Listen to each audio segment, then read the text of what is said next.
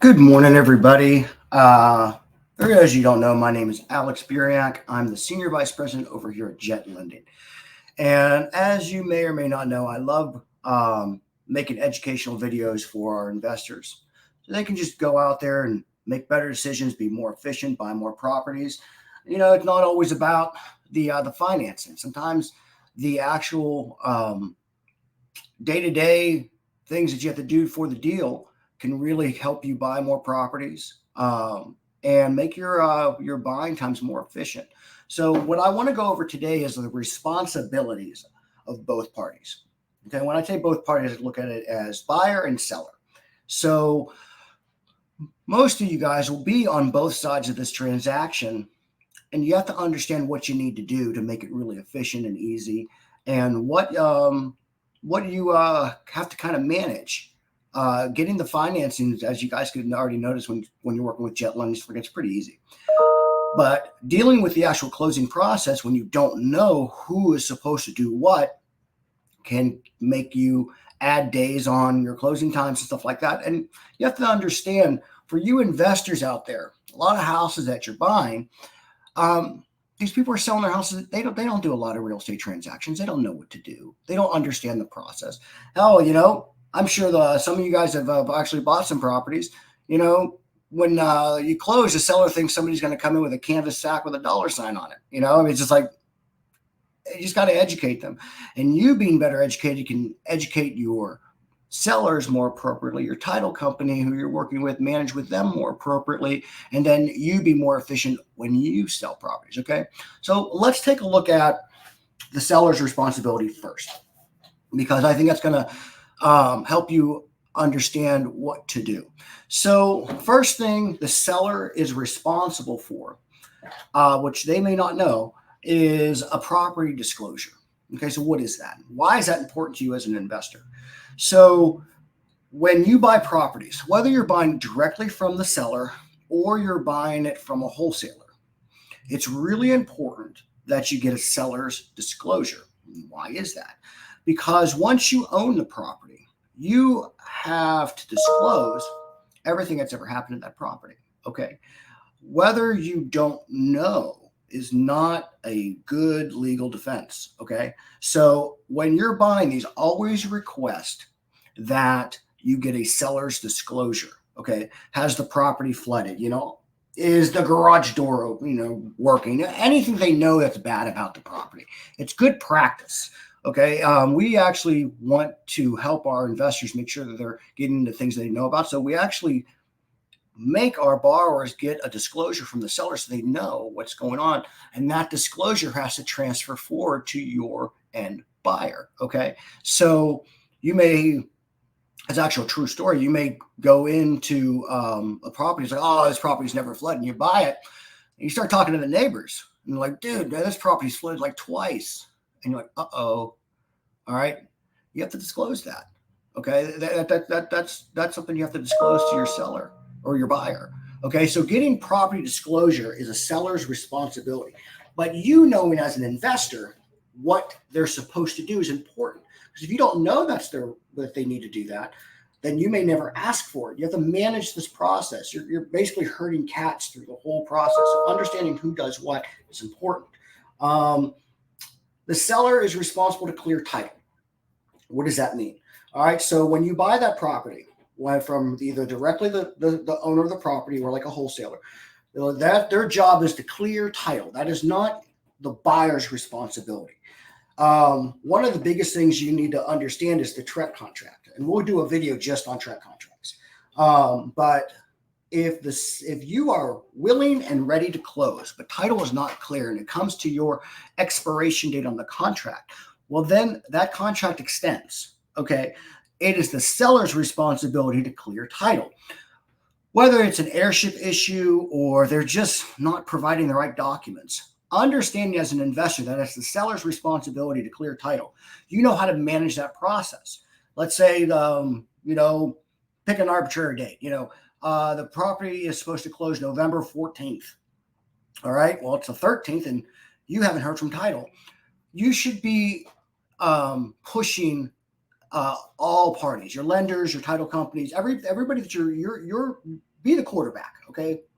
Winners want the ball kind of thing. So even though it's not your responsibility, you should always be inquiring, saying, okay, well, title, where are we with this? Are we going to make the 14th deadline?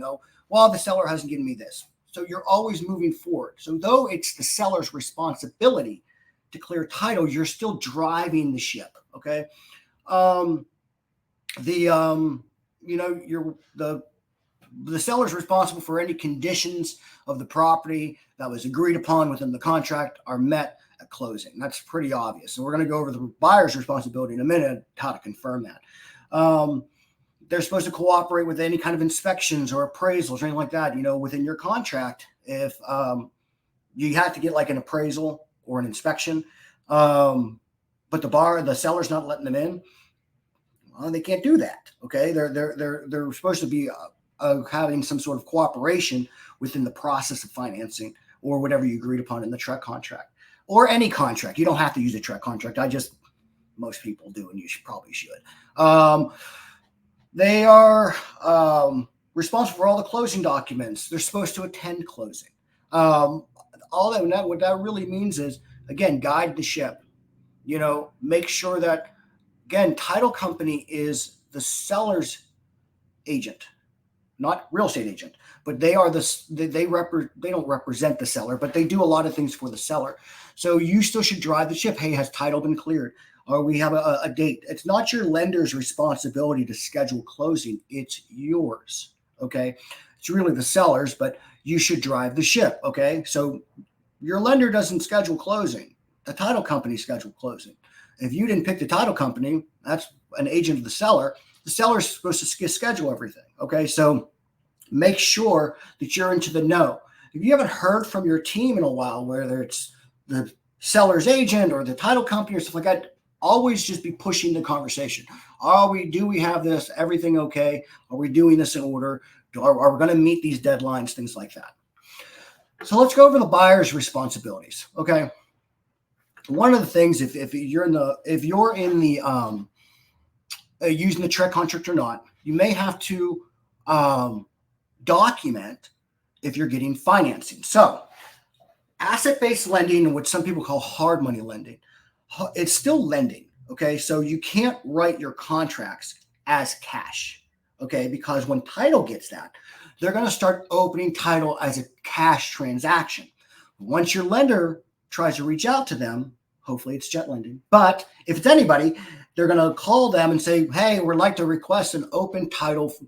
Let's let my processors get with your title company. Hey, we're requesting a title. Here's our title our closing instructions, all the stuff.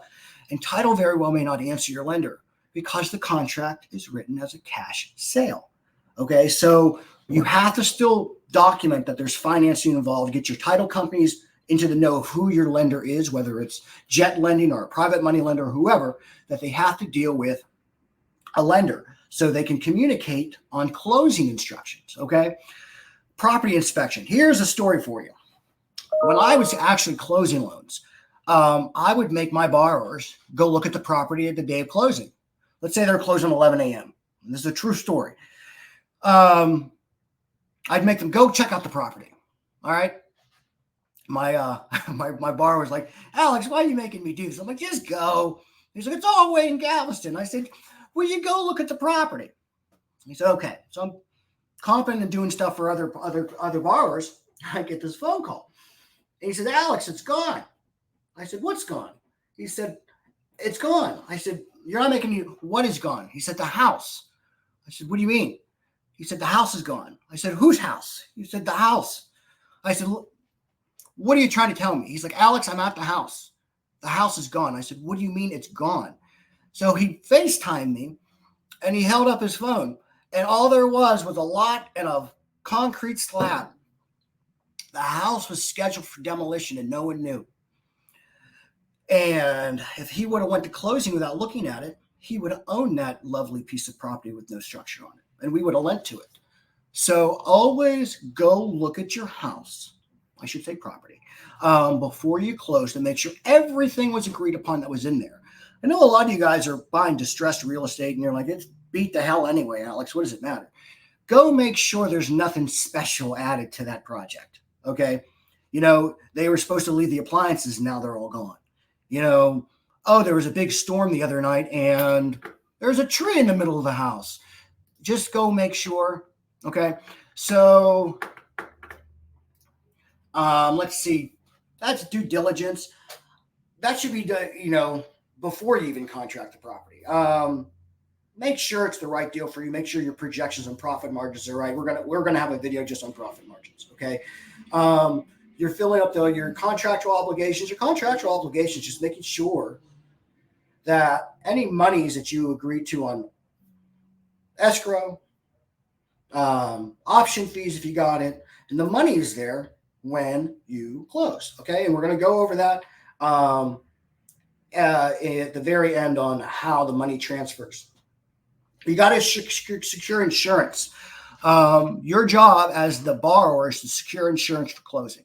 Most houses that you're going to buy, you just really need hazards with like builder's risk and stuff like that. And your lender is going to give you the insurance instructions and how to do the binder and stuff like that. Just follow your lender's instructions. But just know, as soon as you contract, you order appraisal, you are Johnny on the spot looking for insurance companies to insure the property, but as an investor. This is what confuses a lot of insurance companies. They'll write you a homeowner's policy. That is not going to cover your property. Like, oh, yeah, it covers every HO and then the policy number. It is not going to cover that property. If that thing got struck by lightning the day after closing, you got a problem. Okay, so you got to make sure that you use the closing or the insurance instructions your lender gives you, because it writes the policy for an investor. A lot of insurance agents that don't work with a lot of investors don't know that, or hopefully they don't know that, and you're not trying to write you policies that don't cover your property. But just know that insurance is a big deal, and that's your responsibility. All right. So the last thing you got to worry about is funding. Okay. This is how it works. So you work with your lender on funding. Everybody agrees upon a closing date. You go in there and you sign. Okay. This is how the transfer of funds work. So once the borrower or the buyer and the seller sign, the banks and the financial institution all need wet signatures. Okay, so they need originals. So the title company packages that up and they'll either carry it or one day over to the bank. The bank receives it probably the next day. That may take a day. Your funding, which is called table funding, once you sign, the transaction of funds don't happen automatically. It's not a wire that same day. It can take up to 3 days for the wire to be sent to the title company. Your job is not to make sure the money's there. Your job is to make sure your seller understands it. Remember, the house you're buying from them could have been the only piece of real estate that they ever bought. It could have been grandma's house and never bought it in the first place. They have never idea what a transaction happens. To make yourself have less stress, make sure, even when you contract the property, say, by the way, here are some of the things that I'll be doing. Okay. I'm going to be making sure I got insurance for the property. I'm going to be helping you, make sure we got the closing date. When we do close, just know that transfer of funds is going to be maybe 24 to 72 hours later. You got to understand that most people get upset in a negotiation and in a contract, not because people aren't performing what they said they do. It's that something happened that they're unaware of. Okay. If you really want to excel your business and become very efficient, you kind of have to be Captain Obvious.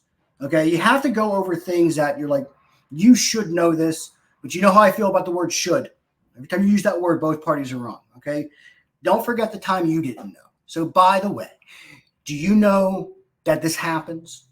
Do you know it's going to take maybe 3 days for it to wire? You will save yourself probably hours of feverish texts and phone calls from the seller. Well, if you don't have the money there by 12 p.m., I'm pulling out. No, they're not. They just don't know what to do and they're scared because everyone's afraid of the unknown. So stop making things unknown.